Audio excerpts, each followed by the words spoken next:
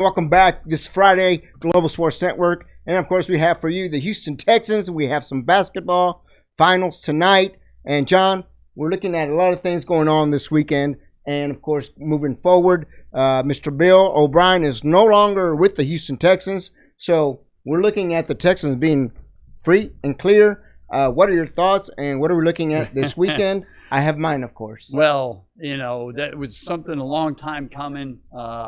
Houston had a disconnect, Chris, with its fan base. And J.J. Watt said it best the other day. He's looking forward to getting the fan base behind. I feel there's a lot of people, I know.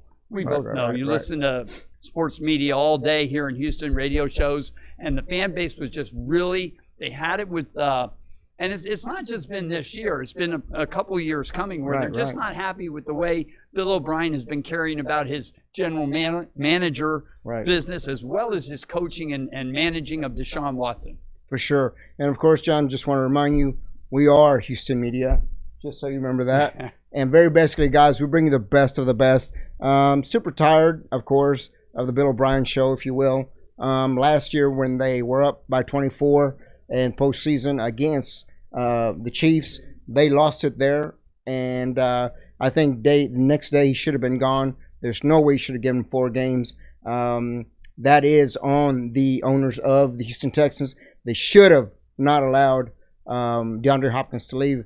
As, of course, you heard this yesterday, the day before. Cal, the owner of the Houston Texans, was seconding the motion for Bill O'Brien and defending him for the DeAndre Hopkins move, which if you just fired the guy, why are you supporting the guy's moves? Well, you don't want to take fault. I'm pretty sure that's why. What happened, Chris, there was Easterby, his assistant vice president of football operations for Bill O'Brien, the general manager.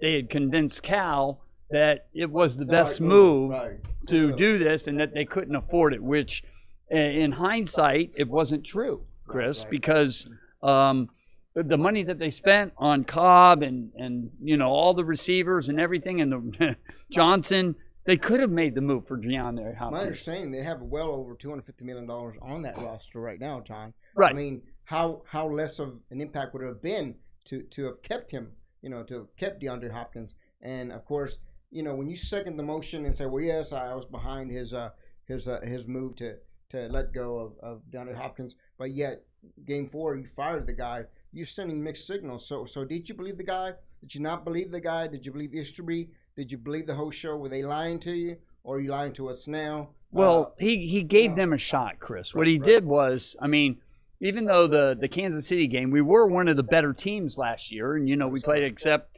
after the 24 points they couldn't do anymore. So it's like, okay, you're right there. But then you make a move like with DeAndre Hopkins, and here's something else about the Hopkins deal. You're kind of taking the heart out of the city. You just ripped it out of this football team. Everybody loved DeAndre Hopkins here in town. You know what I would equate that to, John? Yeah. I know you remember the Love You Blue days, the Earl Campbell days. You're going to equate that to trading or giving away Earl Campbell. Are you serious? Right. Well, how would that have gone down? That's exactly what happened. They would have lost the base. That's exactly what happened. Lost the Houston Oilers base. That's exactly what they've done, John. I'm not happy. I wasn't happy about it. I was one of the first persons to interview DeAndre Hopkins when he got here, John. And my interviews with him were very, very nice. He was a very nice fella. Yeah. He said, hey, Chris, I just want to be part of the Texans. I want to do my role his first year. And then his second year at training camp, I asked him, DeAndre, do you wish that you could have played? Man, I want to do what I can, but yes, I would love to play more this year. I would like to play more of a role this year. Instead of catching three yards per game, I want to catch a little bit more. It's what he told me, John. That's the second year into the season with the Houston Texans. And I don't say this a lot, but everyone you talk to, everyone you interview, it's who I interviewed when they got here, Coach. Right. Right. That's my thing. Well, and here's the thing also. This is just some interesting facts for you about DeAndre Hopkins. Okay, so he goes to the Cardinals, and you look at the stats, and sources were bringing up these stats, Chris. This is very interesting. Sure. So Cobb and our wide receivers now, they were getting 4 feet of separation, at least 4 feet, 3-4 feet of separation. And then you look at Hopkins wasn't getting that. He was getting 2 something. Right. So now he goes to the Cardinals. Here's some hard cold facts for you, Mr. Fernandez. That is He correct. goes to the Cardinals, and guess what? All of a sudden, he has 4 feet, 5 feet of separation. I don't know about 5, but more separation than he ever had with the Texans. And guess what? The other guys, Cobb and everybody, less separation. So what does that tell you? That tells you about game planning. And when you get into a game and you're on the goal line and you don't have a play, he actually said that. Right, you don't have a play. Now, you know what? We don't need to slam Bill O'Brien. Sure, Okay, sure. we really don't. He's not the worst coach in the world, but he's not the best. And I think one day, you know, and he's a great person, I'm sure you know, he'll good find an man. assistant job somewhere, John. It could be with the Patriots, but he also, one day he might be a good coach. You don't get to be a good coach without making a lot of mistakes. So he'll probably reflect Chris and know where he went wrong. And one area that he needs to get better at is player relations. If he could have had a better relationship with Andre Hopkins and Jadeveon Clowney, it you know, in John, the future, that's going to pay I know that on dividends. something like that, on the personal issue, I mean, you can work on it, but that's just the give and trade. You're either born with it or you're not. It's not like sports, John. You know, it's an innate thing. Either you're born with it or you're not. Sure. Secondly, you can work really hard. You know this, and you can train really hard. You can get coached by the best. You know that because you are the best coach in tennis. Thank from you. what I know. But Thank you. guys, He there's doesn't know always a too factor much. that you're either born with it or you're not. And you can go ahead and train and become as good as the guy that was born with that gift, John. Well, I wouldn't push it that far. When it comes to personal, Yeah. there's no way you can change that. You can try really hard. Yeah. You can be nice, but you're always going to be who you are. You- Bill O'Brien's going to be who he is. Well, this is what I'm saying. I think he can grow. I'm going to give What I him. didn't like was a lot of the radio people, Yeah. and you know who we're talking about. We're defending this guy. Oh, poor Bill O'Brien. Do not defend this guy. This guy is getting paid through 2022. Yeah. Yeah. Okay? He made enough He's money. going to be fine. Yeah, he'll be John? fine. More than most of the No people doubt. in COVID. During Right. COVID, all these people have lost jobs, have not worked, but Bill O'Brien's getting paid through 2022. I would not be upset for the guy, and I'm not. Now, you know what the big problem here, the elephant in the room is? Yes. Easterby is still here, and Easterby Holding is hands. picking who's going to be the next general manager. Cal has come out and said in his interview after the firing of Bill O'Brien and said that Easterby's going to hang around through the 220 season, hopefully not much longer. I mean, you need to have some continuity stay, okay? But here's something for you, and I think everybody knows by now. He was a pastor 4 years ago. Right, He's that not is a correct. lifetime NFL football guy. That's a big deal to me. Right. Now, if he's just picking talent, obviously he can't pick talent because him and Bill O'Brien have proved that wrong That's so part- far. Correct. Unless That we is have a correct. complete Correct. flip-flop in the way the players are playing. Oh, and there's something else that we need to get to. There was a revolt from the players. That is correct. There So was. Bill O'Brien had lost the locker room. And Chris, when you lose the locker room, you lose your job. That is correct. You know, that's the worst thing you can do, John, when you lose the respect of your players, especially someone like J.J. Watt that will play for you. And I told you, John, I told you 2 weeks ago, I said, John, it looks like they stopped playing. It Oh. looks like they're not respecting coach anymore. I noticed that too. I felt that way when they were dropping passes. Deshaun Watson was cold on the sideline. He didn't look like, you know, he didn't run the ball one time. Right.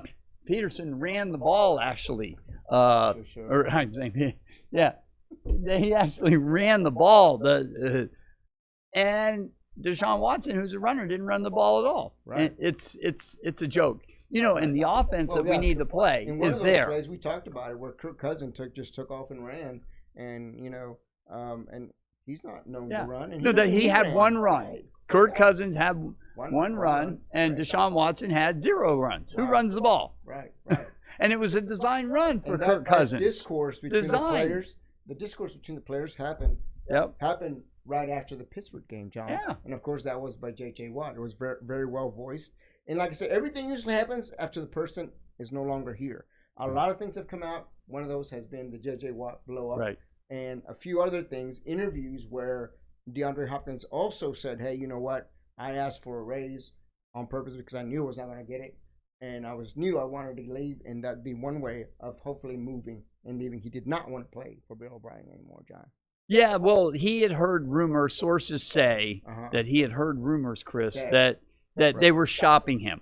So what he did, supposedly here, this is inside sources that are talking, could be wrong, who knows, depends on the source, but it makes sense that he heard that they were shopping him, so he just kind of helped Bill O'Brien out a little bit. Right. And, there's other rumors that, well, he wanted this big contract, and other rumors that say that he didn't want that big contract. Well, we're going to take a little break. Sure. And from the Edge, we'll be right back, and we got some French Open to talk about. We'll be right back in a few moments, folks.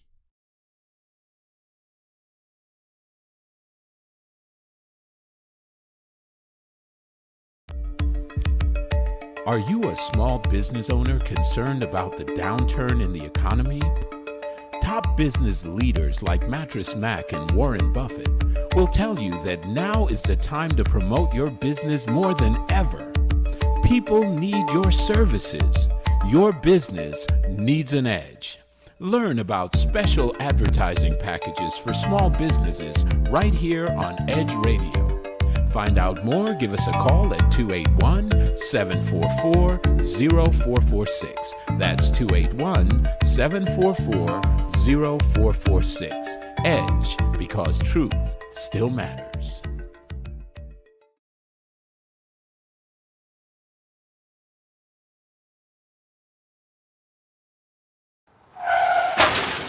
We've been out of control since we got hit back in March 2020. Mortality rates keep climbing. Infection rates go up and down and then back up again. How long will this go on? No clear answer. Will a vaccine even be effective as this virus continues to spread and to mutate? No clear answers there either. I'm a trained nutritionist, herbologist, personal trainer, behavior modification and stress sciences expert. I'm also a COVID-19 and pneumonia survivor. I've watched the continuous wall-to-wall news coverage, and while yes, wearing a mask and social distancing are crucial now, you're not being given important tools that you need in order to fortify your first line of defense, your best line of defense, which is your own immune system. What's going on here? There are simple, affordable, and natural ways to help build your immune system to fight any virus or bacteria now, and it starts inside of you. That's why I need to invite you to join me for Beyond the Mask, an intimate talk about vital ways to immediately begin boosting your immune system. Are you worried about the potentials of a second wave? Are you concerned now that your immune system may not be strong enough? Let me show you now the changes that will allow you to optimize it. Let me show you how to maximize your exercise benefits in a 12-minute routine that you'll do every other day to easily increase your metabolism, strengthen your respiratory and immune systems, and give you better circulation throughout your body. Listen, sugar feeds both bacteria and viruses. Let me show you ways to kick that sugar addiction now and to get some weight off. Let me share with you keys to better nutrition that boosts your immune system. We are all under too much stress, and stress weakens your immune system. It single-handedly leaves you vulnerable to all kinds of health issues and infections because stress reduces your immune cell numbers and their ability to function. Let me show you tools that you'll easily integrate into your daily life now to naturally reduce your stress cortisol response. I also want you to know about some nutritional supplements that have been shown to naturally improve your immune system and your overall health. Since January, there have been over 700 studies released worldwide on the relationship between COVID-19 and vitamin D3 deficiency. You need to know why. You want to improve your own immune defenses now, want to take back your control? Sign up today for Beyond the Mask and join me as I give you information and tools to easily get you back on track towards a healthier overall immune system now.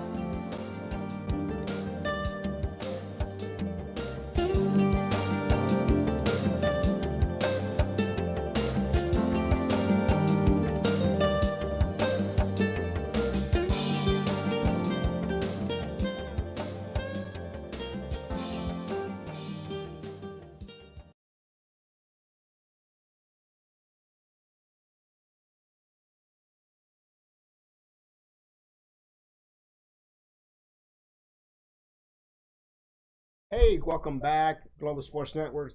John, well, we were on the Texans issue and Easterby issue, and, well, we have a bigger and better chance of beating the Jaguars in Minshew, and so I thought we're going to run all over and we're going to be flying all over the field.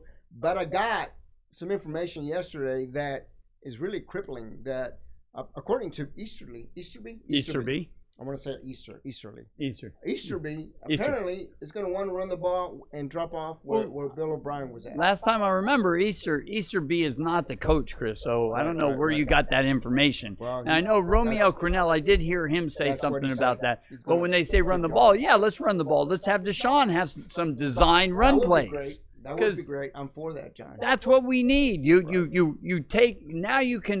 back the offense, the defense off a little bit. You bring them in. You need that threat. That threat opens it up if he can run. I would love to see Deshaun Watson do a design draw, John. I think that's something that would open up the playbook for the Texans.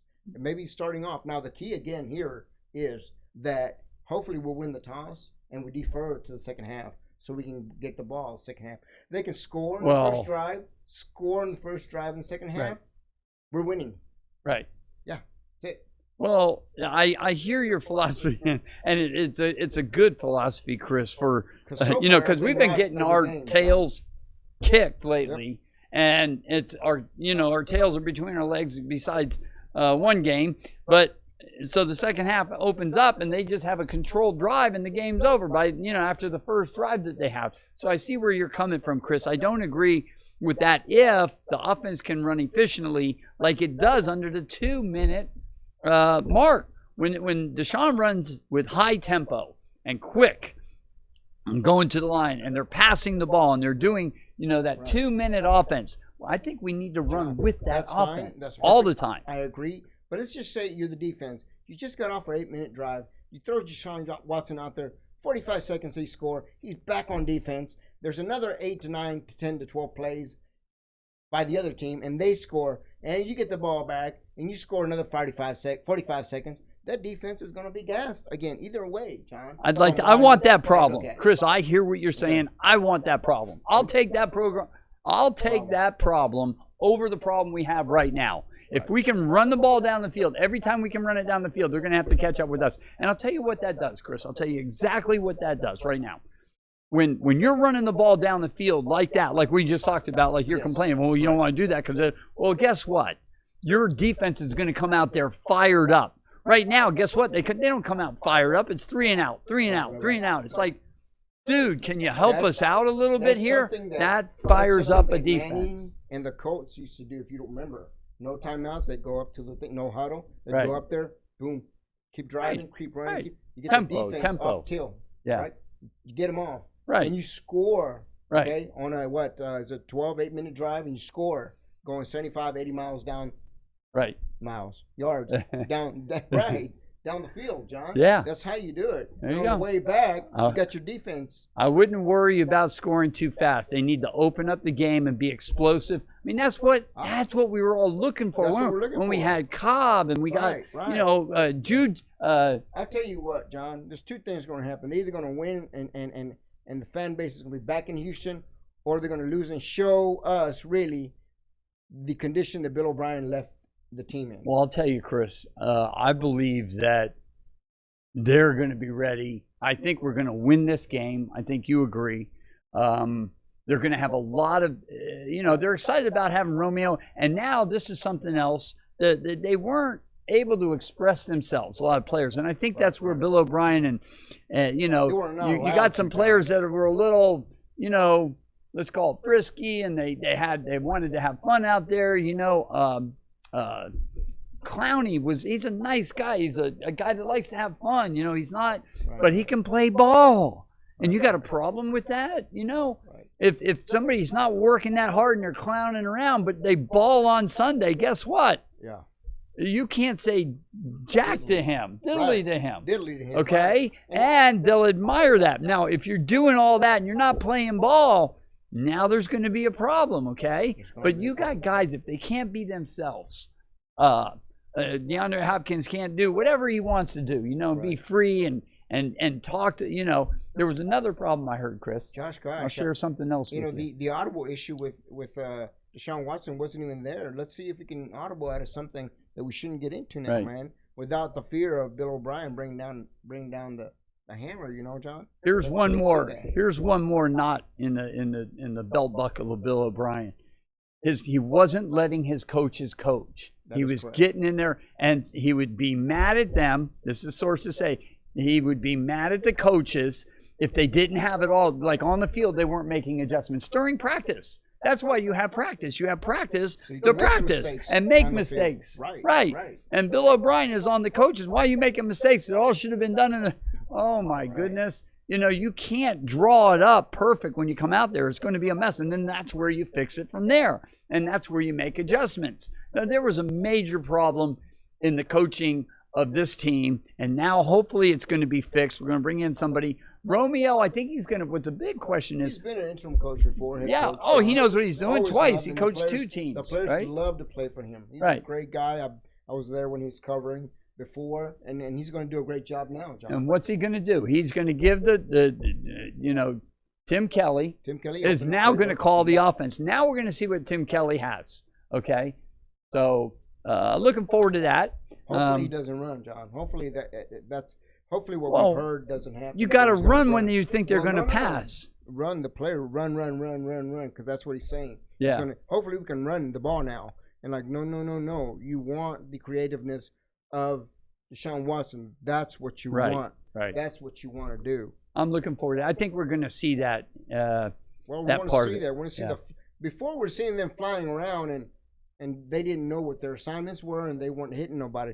Now they're going to be flying around happy because Bill O'Brien's gone, and they're going to want to make the play, and they're going to be in the right place at the right time, John. I just think it's going to be a field day, and I'm going to give it to the Texans, like I said the other day.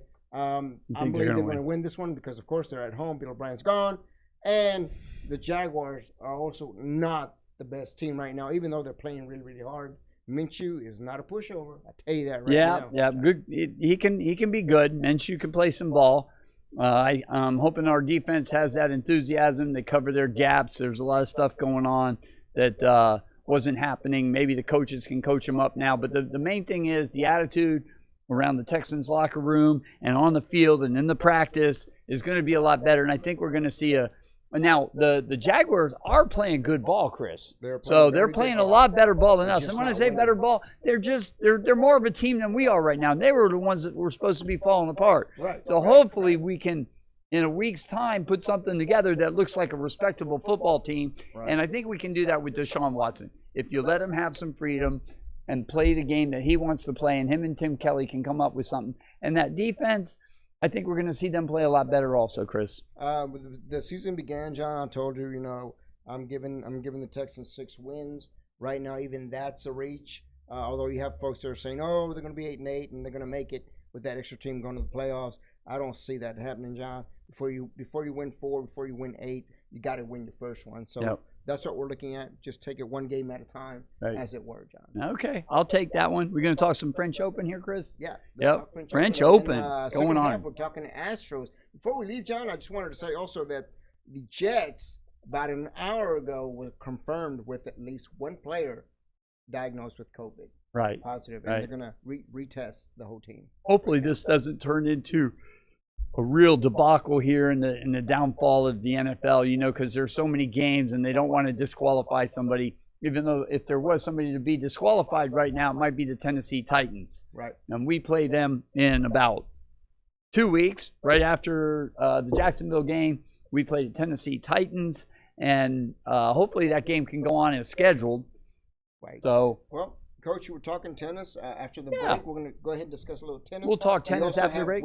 We also have some Dynamo soccer. We also have some basketball. Lakers play tonight, John. Yeah. So you got some soccer information for us, really? We get into. And then we got Rockets, and how about those Astros, baby? Woo-hoo! Yes. Looking forward to it. Congratulations, no cans, Astros. No trash cans. Here we go. No let's trash cans. get New York. All right, everybody. Guys. We'll be right We're back. out.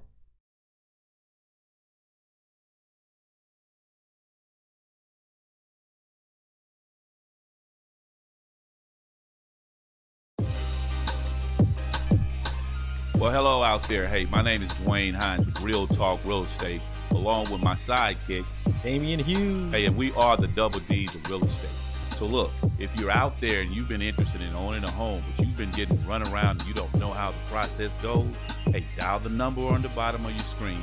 Give us a call. Get some real talk, real solutions on all your real estate concerns. We are the Double D's of real estate. Be sure to catch us every Wednesday on Edge Radio at 11:30 for Real Talk Real Estate. D. Hines, Damian Hughes, the Double D's. Society is on the edge. Let's bring them back. Edge Radio, because truth still matters.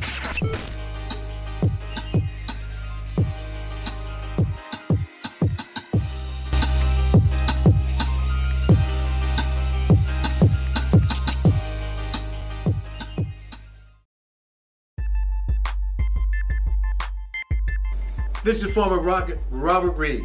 This is Mel Hewitt of Athletes United. And we want to talk to you about our new program and podcast. We're talking about former athletes who are doing a lot of things in the community. Various athletes in various sports. Swimming, track, soccer, football, baseball, you name it. Former and current athletes here in the greater Houston area. All promoting wellness, health. All promoting that which makes us all better. Of Edge Radio, truth still matters.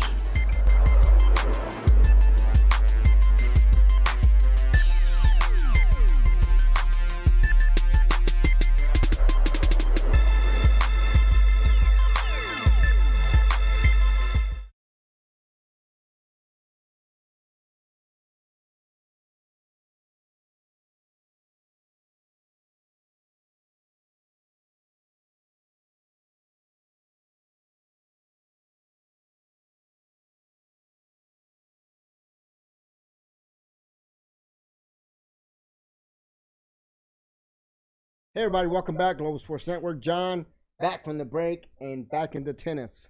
Yes, tennis. All right, French Open going on, semifinals. Nadal's already through pretty easily against Schwartzman. 3 straight sets. You were keeping an eye on that one, yes? 6-3, 6-3, 6-7, John. Yeah. So sorry, 7-6. 6-7-6. So Djokovic playing Tsitsipas. Tsitsipas. I don't know. That's a tough name. Say, right? That's a tough one, yeah. Great player. This guy's an up-and-coming guy. Top 10 in the world for a while now. He's had some big wins, so it's not out of his range to compete with Djokovic. But Djokovic is playing some of his best tennis, and it might be nice to see a Djokovic-Nadal final. Nadal chasing his 20th Grand Slam title, Chris. He has 19. Wow. Federer has 20, so he'll tie his friend with 20 Grand Slam titles if he wins this, and he'll pick up his 13th Grand Slam title John, I wonder at Roland Garros. John, I wonder how many Nadal fans are out there and how many Federer fans are. Can you take a guess? Who's got the bigger fans? Well, let me see here. If you're South American, most likely. if you're European, yeah. Now if you're American. Depends, you know. Yeah. No, but these guys, I don't know. I'd say that's a 50-50 split. I mean, they're good friends. They get along. Even Djokovic, you know. Djokovic has 17 Grand Slam titles, so he would pick up his 18th and be 1 away from Nadal and 2 away from Federer. Wow. And Federer's really been struggling lately, so I don't know if he's going to be able to get another Grand Slam title, you know. John, there was a period when I had spoken to you, I think it was last year, the year before, where he was believing or thinking of retiring Federer. No. He was never. Other sources were saying he was going to retire. He never said that. You know, he's still working very hard. He's got a family. He's got a bunch of kids. You know, but his wife takes care of that. She was a professional tennis player, so she knows what it takes for Roger to stay on top. And they're very much working as one solid company right there, keeping Roger Federer on the pro tour and operating at a very high level. People got to understand something now. He has 20 Grand Slam titles, and Djokovic and them, but these guys, and Djokovic is getting better now. He's almost close to, I think, I want to say 200 weeks being number 1 in the world. Oh, wow. I think it's a little under that. And Federer was he's around 300, you know. So the amount of weeks at number one, Roger Federer spent like 5, 6, 7 years dominating tennis. Right, that is correct. So when you talk about somebody that, like who's the greatest of all time, Djokovic has to hang around for 2, 3, 4 more years and dominate tennis like Federer does. Is his game as good as Federer's? Wow. It's right there. His return to serve, his forehand, his backhand, it's solid. And really what separated Djokovic from Nadal and Federer, Chris, was his concentration, which at that high end of the game, it's who can stay focused the longest. It's a 3-4 hour match sometimes, and he would lose some of these tight matches in the finals against these guys. I don't know if you know this, but they called him Chokovic. Yeah, Djokovic the choker, the choker. So he was choking a lot of matches, and since then he's fixed that, and he is, world champion. I know that in the last show, John, you discussed tennis as not the same old tennis that your parents used to watch. So we want to elaborate on that. We want to X out the word old and just say it's evolved to something different. It's made a change. It's made the curve. It's made the turn. Where are we at with tennis as a whole? As a whole, it's different with. They're just better athletes nowadays. The human race is getting stronger and stronger. Our kids are stronger, and then our kids are going to be stronger and faster, and better. It's been years now, but they slide on hard courts, Chris. Wow. And the game's going to be changing too. I'm kind of helping out with that with many things, doing ambidextrous coaching, and once it gets to a pro level, I think it could even maybe change the rules. Other things, using 2 hands and 1 hand and not being stuck with either a one-handed backhand or a two-handed backhand, where you do it, it's situational is how I call it, situational tennis. But they're really hitting the ball nowadays. If you watch it, it's like a video game now, Chris. It's a video game, and go back and watch some old tennis of Jimmy Connors and McEnroe playing, and the ball, it's like, they're hitting pretty hard back then. And we've seen McEnroe play since. I was really impressed how McEnroe, when he was here in town, played at the Invesco series that we covered. Yeah, we covered the Invesco series, John. And McEnroe, when Blake, even though Blake's in the old chair too, over 35 years old on the Legends Tour, they were whacking the ball back pretty fast, back and forth. And McEnroe could hang with him. He doesn't run as well. I think he's 60 years old.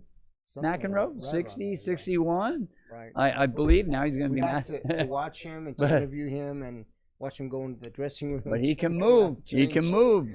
He's still out there running around competing. It's not like he used to.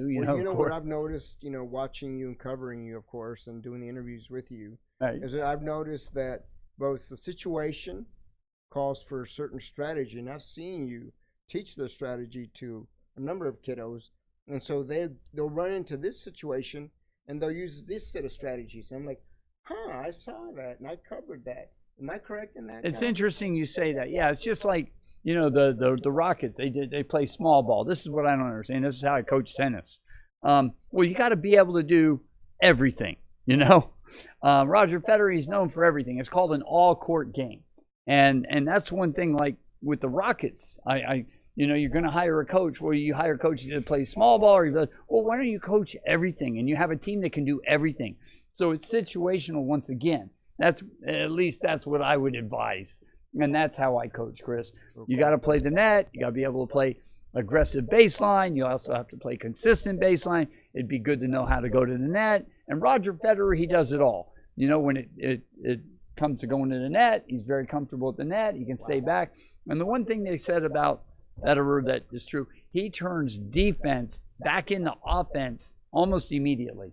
He transitions real quick. He doesn't just stay in that passive mode. The minute he gets a ball that he can take and start dictating the rally and take over and get the pattern that he wants to try to win the point, he does it. Sure. And that's what I'd recommend for everybody. Does that answer your question? Close, John. Close. So if I'm an ambidextrous player, right, these 3 things come together for a win. Is that correct, Coach? ambidextrous, strategy, and yes, situation. and situation, yes. Well, not only that, but the human body, mostly 10 and under, I recommend that the kids learn this, because when you're a young kid, 6, 7 years old, and a lot of kids become players, 6, 7, 8, 9 years old, they're players. And if they're just using that one arm, their body is growing in proportional, different, okay? Right. And it's not good. And I've noticed for years, Chris, I discovered it 20 years ago. Well, if I have them serve right-handed and then try it left-handed, sometimes they're lefty and their parents never told them, and they're doing it righty and they're better lefty. And there's something with the left brain, right brain, even if they're not lefty, when they go back righty, they do it better. But it's about growing the body when you have a kid. When you have a kid and you do something, I would, if you have them in tennis, well, not too many people coach ambidextrous tennis like I do.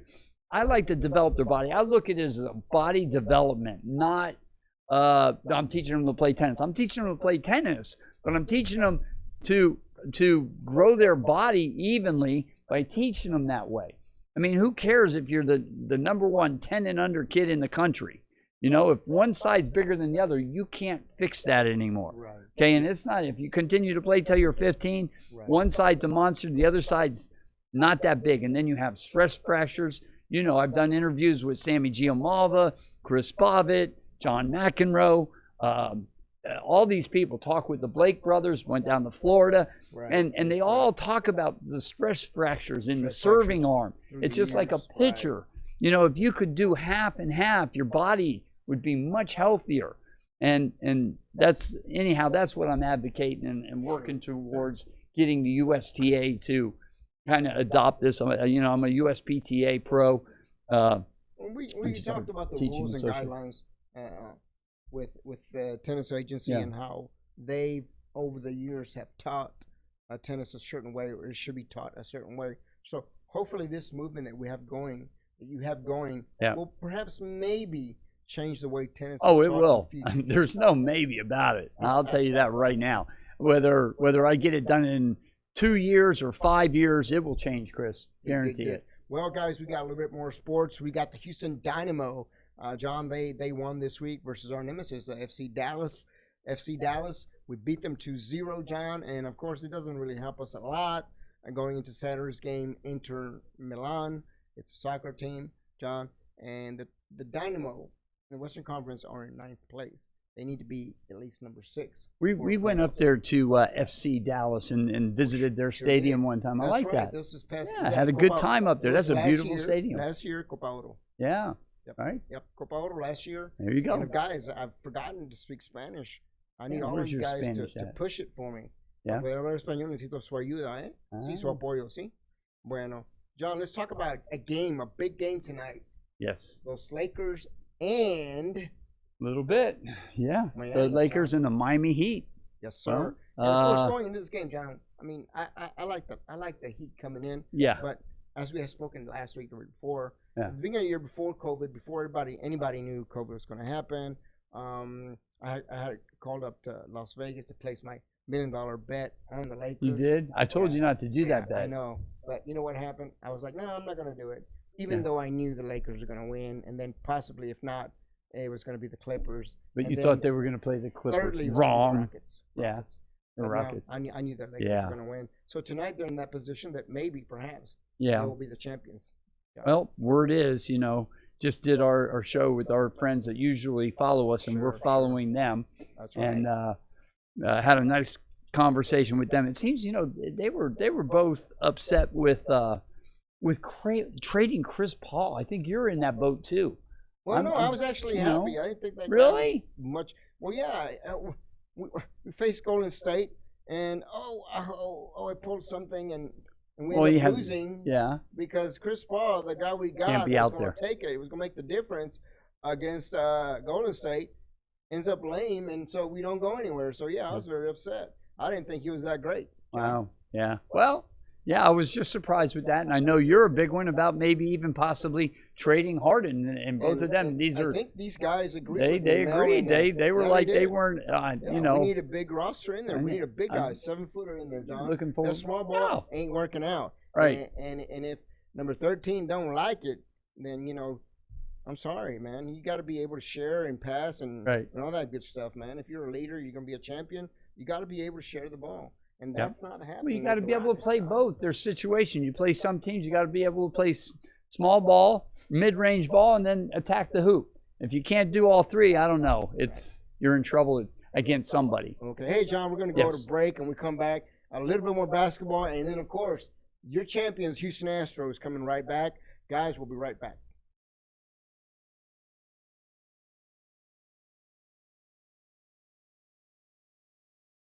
Five, 4, 3, 2, 1, 0, ignition, liftoff. Don't push me because I'm close to the edge. I'm trying not to lose my head. Hey, this is the Talk About Unity show where I bring the talk. And I bring the unity. And together we talk about unity. Unity is what matters. Come on. And right now in our country, that's what we've got to do. So we do that here at Talk About Unity on the Edge Radio Network. Be with us every week. It's going to be awesome. It always is. And I tell you what, the more we seek first to understand, then be understood, we make progress. And we like to do that. And that's why everybody's on the brink. We love what we do at Edge Radio because everybody's on the edge. We bring them back from the edge and we bring the unity. So we're just glad to Edge Radio Network every Tuesday morning, 10 a.m. Talk about unity because here at Edge Radio Network, truth still matters.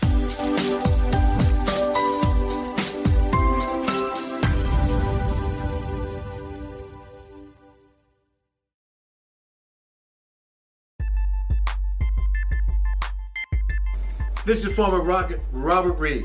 This is Mel Hewlett of Athletes United. And we want to talk to you about our new program and podcast. We're talking about former athletes who are doing a lot of things in the community. Various athletes in various sports. Swimming, track, soccer, football, baseball, you name it. Former and current athletes here in the greater Houston area. All promoting wellness, health. All promoting that which makes us all better. Of Edge Radio, truth still matters.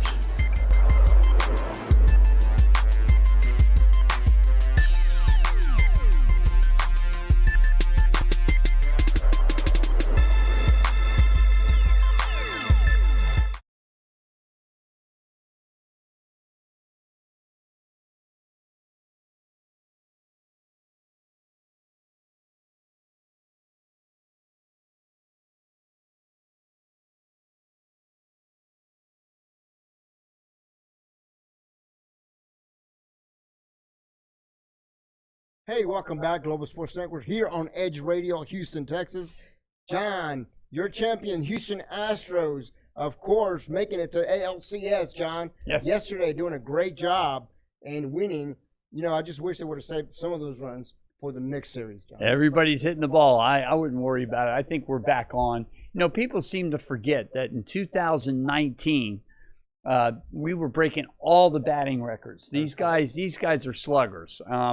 Yeah, of course, and I'm hoping that we face the Yankees. Right. You know, slugger on slugger, even though the Yankees are the big home run hitters. Coach, I checked while we were watching that game. Yep. There were no trash cans.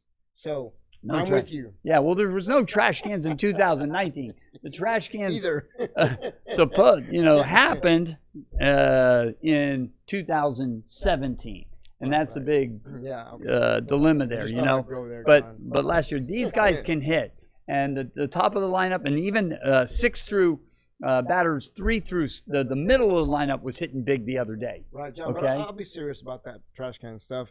I've mentioned it because even though it was 2 years ago, what have you, there's still a lot of negative vibe, and that also can be, like I went over it a million times with you, there really isn't a big market for the Astros here or any of the Houston teams. That has to change. The only way it's going to change if they can get their integrity back in this series and going into the World Series and winning it. We can get back to World Series, and we're going to do that. If we do it, we're going to do it with all, because I heard Greinke is hurt now, Chris. What do you think of that? Wow. Yeah. Possible Tommy John surgery. The way that the bullpen has answered and the way those young guys have come out, I don't know that that's going to hurt them a lot. Maybe it's even going to help them a little bit more, John. You don't know. I'll know, tell you. performance, I know it's going to hurt them. performance-wise. But what they're going to have to do is score a lot of runs and make up for it. And hopefully, the only way they're going to make it through, Chris, is if one or two of these guys, or three or four, just ball out, and you wind up with a couple superstars on the pitching end. I mean, you just, we're the thing at losing. We lost Cole, Verlander, and now if Greinke's out. Right. The three big guys that we went into last year when we didn't I don't win know it. they're going to have money next year to go shopping for a nice pitcher, John. I don't know that we're going to have that money with the Astros. Right. Well, if we win and we go into the World Series, we will, John. We should have money next year. Yeah. To see if we can get a big money pitcher, John. Yeah. Well, let's get through this year first, I Sure, think, well, and see maybe if one Green can doesn't come develop that we have. The other gentleman, that Verlander doesn't come back, then we have no. Verlander's not coming. Yeah, he's not coming back. He said 2022. Is that right? Yeah, but he's not for sure. He'll be a Texan at that time, or an Astro. Right. So we're no guarantee that a guy he's going to be almost 40 years old. Although I would like to see him come back as a mentor, even if he could be three-quarters of what he was, and mentor this young staff that's throwing very well right now for the Astros, like you said, Chris. They're I mean, we weren't supposed to do anything that we did, especially after the season we had. But these guys are stepping up and they're bringing it home. Just got through winning against those A's. That was so good. And you know what, John? I actually thought that that young team was actually going to put it to the Texans, to the Astros, John. And it didn't happen that way. You and everybody else. Yeah. I was like, wow, what's some there it is. Yes, sir. The bats were hot. But on the other side of it, ever since you had the extra round one playoff game, right? The A's have always fallen. For the past 8 and now nine times they've gotten there. They've gotten to a postseason. So, a little bit not surprising, but it's surprising to me because I really believe that they were going to do something. John. Well, this is the fourth time that we've made it to the ACL American League, to that championship game before the World Series. And you know what? The Oakland A's have made it how many times? They've made it 6 times, I think, 6 or 7. And then you got the Atlanta Braves that did 9, and the Astros are tied at 4 with a few other teams. Wow. As far as making it to that ACL guess in a row, and that's in a row. Well, like I said, some of the Houston fans here, and even that gentleman with the furniture store, Mattress Mac has made it that I'm going to bet that they're going to win, and this is what you're going to get. Did he make that offer again? I haven't seen that. You saw it? Really? Yes, sir. So, I think a little different, but pretty much the same thing. He's making an offer. And he's saying that the Houston Astros are going to win the World Series. Mattress Mac, yeah. Right. Great guy. Going through, it's good to see Mattress Mac pumping it up and getting it going again. It should be fun. I was even saying before we got into the playoffs, Chris, that the Astros were not fun to watch anymore. I know. Because we have bases, people on base, and they just weren't. We were so spoiled, Chris. Right. Really, that's what it was. It's not that they weren't playing good baseball. They were playing good baseball. They weren't playing unbelievable baseball that we're used to. Now, once again, we're watching some unbelievable baseball. And the thing that makes the Astros also is their great defense. These guys, you don't watch them make mistakes. In the beginning of the season, we were watching mistakes, but they've cleaned that up since then. I saw a play the other day. I think we were talking about it. I've never seen a shortstop or anybody. I've watched baseball for years and years. I was telling you about this, I think, the other day. I've never seen Carlos Correa has a gun for an arm. He threw that thing 91 miles an hour, but I've never seen it come. He steps on the base and throws the ball to the first baseman. I mean, that was heat. That was real heat. It really, that took me back a little bit to watch how far his talent, And I know in the last show you guys were talking about Roberto Clemente. Yes. Some of the throwback history of baseball, and Willie Stargell. And all that, which is a great conversation. Roberto Clemente in 1973 was inducted into the Hall of Fame, John. And he is credited with being the first Latino Hispanic to be inducted into Roberto, Hall of Fame. really? Yeah. I think I remember that, In my newspaper last year, as I told you. Yeah. It's not Roberto Clemente. Right. It's Ted Williams. Ted Williams. Ted Williams has some By the way, Spanish in him. That's Ted what he's Williams saying. is Latino Hispanic. Latino. So he is boy, the that's first. breaking news. Right. Yeah. And it's funny because it's been covered already since the 90s. Right. It's covered by Bob Costas, but it seems as though nobody knows. Now, I asked a friend of mine, his name's John also. Right. He's a bit more mature than you. He Of says, course. Chris, what's the big deal? I've known that forever. All Bostonians know that. Yeah. They know that Ted Williams was Mexican. No, He was actually, I didn't know that. no, Bostonians. Oh, from Boston. Bostonian. Okay. Yeah, I think it's Bostonians. Yeah. Like Houstonians? Yeah. Bostonians. Bostonian. But he says everybody knew he was hiding his heritage. He was afraid of his heritage, very basically because, of course, if your last name is Hernandez, it's Or not Fernandez. the same as Williams. Williams would be more accepted Right. at that time. Kind of like at that time that the Blackberry with Jackie Robinson. Same Right. thing. Same thing. Yeah, Yeah. same thing. So then You're Ted right. Williams went in as Ted Williams. His last name was Williams, Ah. so he went in as Ted Williams. Interesting. Right. Yeah. His mother was Mexican, of course. Yeah. And he's actually should be the first Latino Hispanic in the Hall of Fame. You know, the major leagues, I'll bet if we took if there was a poll on how many Spanish, it's mostly Spanish, right? Wouldn't you agree? Most teams in baseball. In baseball, you have Major a League lot of Baseball. farm leagues. Matter of fact, some of the farm leagues back then were Cuban. The first ones Yes. were Cuban Yes. farm leagues. When That's I right. went, Dominican when, oh, Republic, Cuba. the Cubans are That's what you're big looking into at. baseball. Yes, When sir. the, Especially with the Dodgers. yeah. Well, LA when Dodgers. I went back home, this is interesting. I'm from Miami, Florida, and I go back home, Chris, next to Florida International University, and I grew up maybe 2 miles from there, ride my bike, and I practiced tennis there, and I played baseball at Tamiami Park.